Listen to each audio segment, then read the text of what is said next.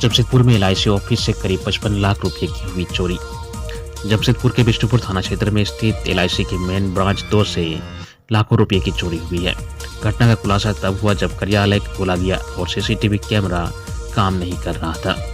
जांच करने पर डीवीआर भी गायब मिला और लॉकर भी टूटा हुआ पाया गया। सूत्रों के अनुसार लॉकर से करीब 55 लाख रुपए से अधिक की नकदी गायब होने की आशंका है।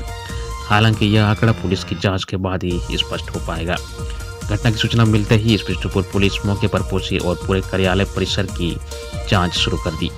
पुलिस कर्मचारियों से भी पूछताछ की जा रही है और आसपास के इलाकों के सीसीटीवी भी खंगाले जा रहे हैं। बुधवार सुबह जब एलआईसी कार्यालय खोला गया तो कर्मचारियों ने देखा कि सीसीटीवी कैमरा काम नहीं कर रहा। इसके बाद जब इंजीनियर ने इसकी जांच की तो डीवीआर गायब मिला। इसी दौरान लॉकर भी टूटा हुआ पाया गया और खिड़की खुली हुई थी। इस घटना के बाद पूरे ब्रांच में हड़कंप मच गया। जामताड़ा में अज्ञात वाहन के टक्कर से एक व्यक्ति की हुई मौत। जामताड़ा में मंगलवार शाम एक दर्दनाक सड़क हादसे में एक ठेला चालक की मौत हो गई। बुधवार सुबह आक्रोशित परिजन और ग्रामीण मुआवजे और दोषी वाहन चालक की गिरफ्तारी की मांग पर सड़क पर उतर आए। करीब 1 घंटे तक यातायात बाधित रहा। बीडीओ मुरली यादव और थाना प्रभारी मुराद हुसैन ने मौके पर पहुंचकर स्थिति संभाली। प्रशासन ने पीड़ित परिवार को हर संभव मदद का आश्वासन दिया है। पुलिस अज्ञात वाहन और चालक की तलाश कर रही है। यह सड़क हादसा गोविंदपुर साहिबगंज स्टेट हाईवे पर नारायणपुर थाना क्षेत्र के लोहारंगी के पास हुआ। शाम के 6:30 बजे एक अज्ञात वाहन ने ठेले पर सवार 2 लोगों को टक्कर मार दी थी। चाईबासा रिमांड होम से 21 बाल कैदी भागे। चाईबासा के मुफस्सिल थाना अंतर्गत जिला स्कूल के पास समाज कल्याण विभाग द्वारा संचालित रिमांड होम से 21 बाल कैदी तोड़फोड़ व उत्पात मचाने के बाद मंगलवार शाम 6 बजे फरार हो गए। हालांकि देर रात 4 बच्चे वापस लौट आए हैं। इनमें से 3 को उनके अभिभावकों ने जबकि 1 को बड़े बाजार के पास पुलिस ने पकड़ा और रिमांड होम पहुंचाया। शेष फरार बाल बंदियों को तलाश की जा रही है। घटना के समय वहां मौजूद जवानों ने बच्चों को रोकने का प्रयास किया तो उन्होंने जवानों पर डंडा व रसोई गैस का सिलेंडर फेंक कर घायल करने का प्रयास किया। इस हमले में 3 जवान घायल हो गए। इसके बाद बच्चे रिमांड होम से भाग निकले। घटना की खबर मिलते ही उपायुक्त कुलदीप चौधरी व एसपी आशुतोष शेखर मौके पर पहुंचे व मामले की जानकारी ली। उपायुक्त ने कहा कि कुल 21 बच्चे भागे थे, जिसमें एक बच्चा ट्रेस आउट हो गया है। उन्होंने कहा कि मामले की जांच की जा रही है। मामले में जो भी पदाधिकारी व सिपाही दोषी पाए जाएंगे उन पर सख्त कार्रवाई की जाएगी। पॉलिटेक्निक प्रवेश प्रतियोगिता परीक्षा 18 मई को। झारखंड संयुक्त प्रवेश प्रतियोगिता परीक्षा पार्षद के तत्वाधान में 18 मई को पॉलिटेक्निक प्रवेश प्रतियोगिता परीक्षा 2025 का आयोजन किया जाएगा। यह परीक्षा रांची, हजारीबाग, जमशेदपुर, धनबाद, बोकारो, चाईबासा, दुमका व पलामू जिला मुख्यालय स्थित केंद्रों पर होगी। परीक्षा के 4 दिन पूर्व प्रवेश पत्र डाउनलोड किया जा सकेगा। ऑनलाइन आवेदन की प्रक्रिया 5 मार्च से चल रही है। अभ्यर्थी 30 अप्रैल तक ऑनलाइन आवेदन जमा कर सकते हैं। सरहुल पर मुख्यमंत्री ने 2 दिन अवकाश की घोषणा। राज्य सरकार ने सरहुल के मौके पर 2 दिनों का राजकीय अवकाश घोषित किया है। 1 व 2 अप्रैल को राज्य में सरहुल का अवकाश है। यह पहली बार है कि जब राज्य सरकार ने सरहुल पर 2 दिनों की छुट्टी दी है।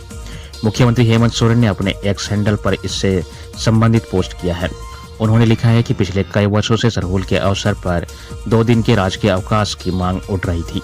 आदिवासी समाज के इस महापावन पर्व के महत्व को देखते हुए मैंने इस वर्ष 2 दिन का राजकीय अवकाश घोषित किया है।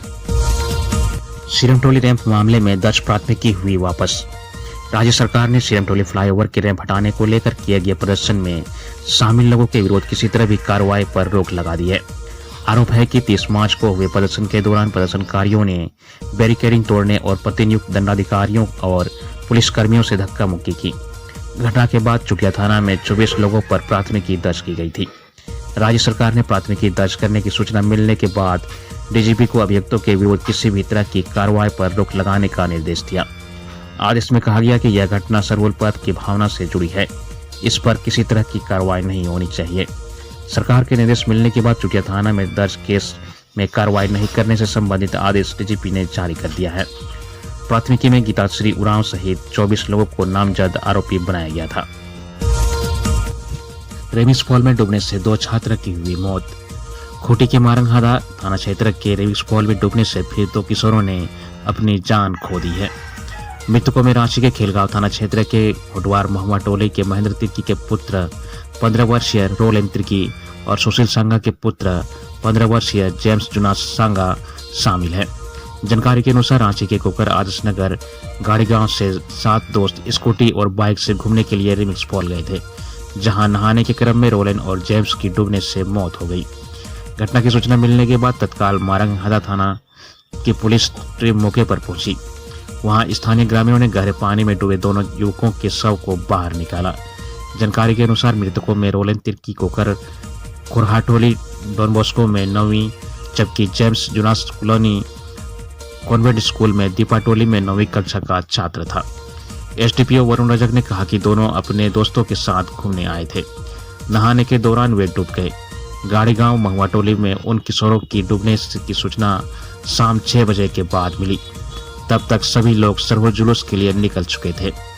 सूचना मिलने के बाद गाड़ी गांव महुआटोली में सरहुल के लिए बज रहे बैंड बाजा को बंद कर दिया गया। आपको बताते चले कि 28 मार्च को क्रूटिंग्स फॉल में 2 सगे भाइयों की मौत हुई थी। IIM PhD कोर्स में दाखिला के लिए 30 अप्रैल तक कर सकते हैं आवेदन। IIM रांची में 17-2025 के लिए PhD कोर्स में नामांकन के लिए आवेदन की अंतिम तिथि बढ़ा दी गई है। अब अभ्यर्थी 30 अप्रैल तक ऑनलाइन आवेदन कर सकेंगे। आवेदन 9 विशेष कोर्स के लिए किया जा सकता है। आवेदन शुल्क जनरल कैटेगरी के लिए 2000 रुपये, SC/ST PW कैटेगरी के लिए 1000 रुपये निर्धारित है। बताते चले कि 2024 से PhD प्रोग्राम में शोधकर्ताओं को दी जाने वाली स्टाइपेंड की राशि बढ़ोतरी की गई है। इसके तहत पहले 2 साल के लिए मासिक स्टाइपेंड 35,000 रुपये दिया जाएगा, जो पहले 30,000 रुपये था। वहीं 2 साल के बाद 40,000 रुपये दिए जाएंगे, जो पहले 35,000 रुपये दिया जाता था। साथ ही पूरे कोर्स के दौरान 1 लाख रुपये की अलाउंस दिया जाएगा। झारखंड में आज से बदलेगा मौसम। झारखंड के मौसम में बुधवार की दोपहर फिर से बदलाव संभव है। राज्य के 12 जिलों में 40 से 50 किलोमीटर प्रति घंटे की रफ्तार से धूल भरी आंधी चलने की संभावना जताई गई है। वहीं राज्य में मेघ गर्जन के साथ वज्रपात की भी आशंका जताई गई है। इसको लेकर ऑरेंज अलर्ट जारी किया गया है। मौसम विभाग के अनुसार बुधवार को रांची, खूंटी, पश्चिम सिंहभूम, सरायकेला, सिमडेगा, गुमला, लोहरदगा, रामगढ़, लातेहार, चतरा, पलामू व गढ़वा में आंधी के साथ वज्रपात होने की संभावना है। 3 अप्रैल को दुमका, गोड्डा, साहेबगंज, देवघर, पाकुड़, जामताड़ा व धनबाद को छोड़कर अन्य जिलों में बारिश होने की संभावना है। इन जिलों में भी आंधी चलने की संभावना जताई गई है।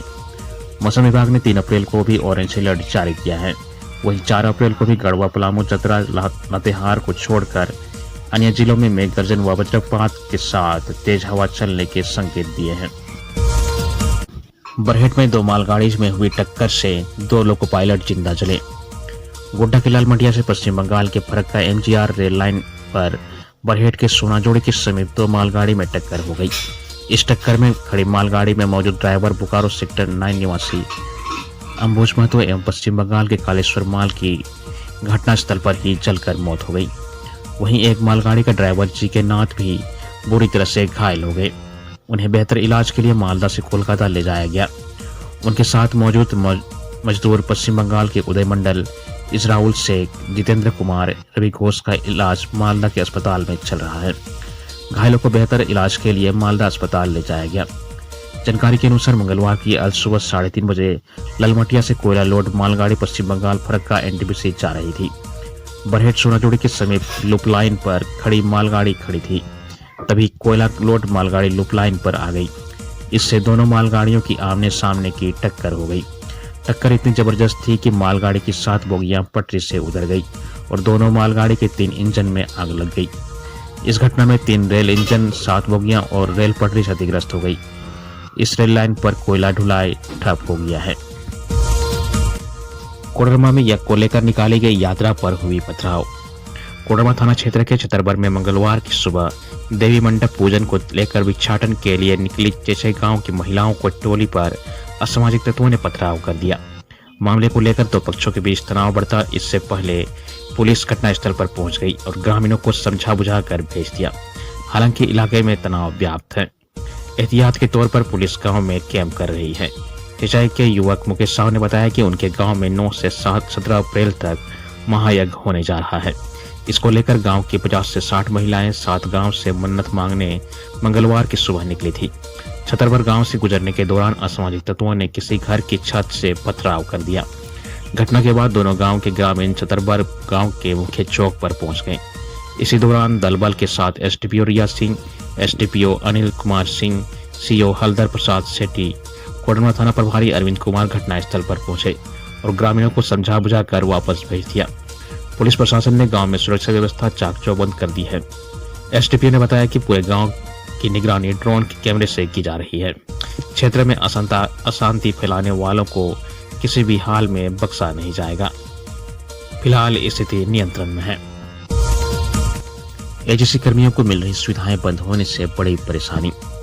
गंभीर आर्थिक संकट से गुजर रहे एजेंसी में कर्मियों की स्थिति दिनों दिन खस्ता हाल होते जा रही है। कर्मियों को पूर्व में मिल रही सुविधाएं एकाएक बंद कर दी गई, जिसे जल्द लागू करने की मांग समय समय पर श्रमिक संगठनों द्वारा प्रबंधन से की जाती रही है। अप्रैल माह को मिलाकर कर्मियों के 26 माह का वेतन बकाया है। जनवरी 2024 से पे स्लिप के अलावा कैंटीन सुविधा सारी सुविधाएं बंद कर दी गई है। नियमित रूप से पीएफ जमा नहीं होने के कारण सेवानिवृत्त होने पर कर्मियों के पेंशन में भी कटौती की जा रही है। सेवानिवृत्त होने के 3 माह बाद क्वार्टर का किराया मार्केट रेट पर लिया जा रहा है। इस बाबत हटिया कामगार यूनियन के उपाध्यक्ष लालदेव सिंह ने कहा कि एक और भारी उद्योग मंत्रालय ने एचईसी को आर्थिक सहयोग देने से मना कर दिया है। वहीं भेल के अधिकारियों को निदेशक के रूप में कार्यभार दिया गया है। केंद्र और राज्य की एजेंसियों भी कर्मियों की मांगों पर को अनसुना कर रही है। श्रमिक संगठनों द्वारा कर्मियों की बंद सुविधा को बहाल करने के लिए कई बार कहा गया, लेकिन प्रबंधन पर कोई कार्रवाई नहीं की जा रही।